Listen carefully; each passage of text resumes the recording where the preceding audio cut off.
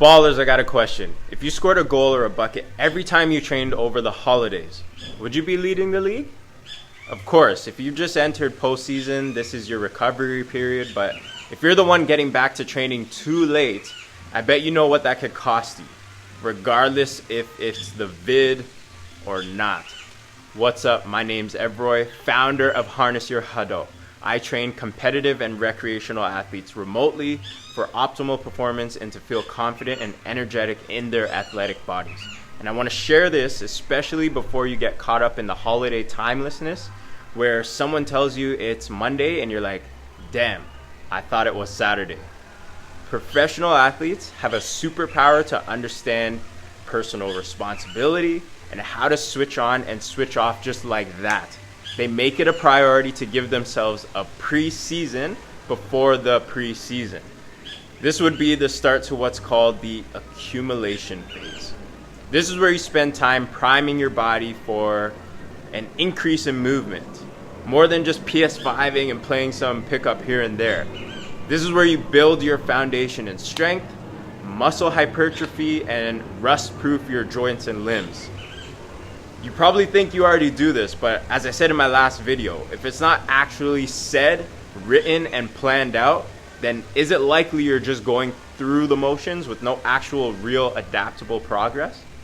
For me and all my friends, I remember when we came home for the holidays, we'd all get home and chill for a bit, then like most of you, don't even feel human after a couple of days if we haven't dropped a bead of sweat. Then we end up playing some drop-in ball back and forth between eating crap and staying out late.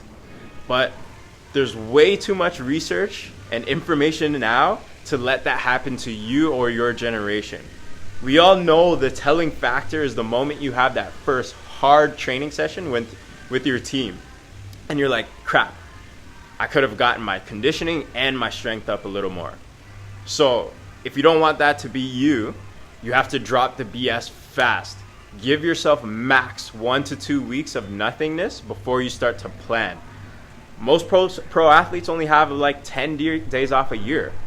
You always want to be adopting the same practices, even if this could be a longer preseason or, in other words, a long accumulation phase for you. I really need you to understand this. In the realization phase, aka peak season, there's no room for actual gains in adaptation, meaning you don't necessarily get faster or stronger when you're playing like back-to-back games and trying to stay as fresh as possible. It's actually proven that over time you can become detrained. On the other hand, the phase you're in now, you can actually move some weights, do some short sprints and light plyometric exercises, and always all of the prehab and rehab you can do to bulletproof your body.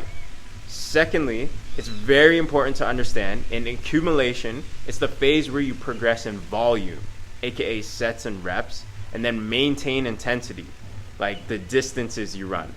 And I honestly genuinely believe that every athlete, whether you're a kin student or not, should understand the basic principles of periodization, because if you take the responsibility to understand how you should be training to maximize your performance and not get injured, then you give yourself the complete control to be the literal best possible player you can be. So again, transition is now. Enjoy your time with your family and your friends.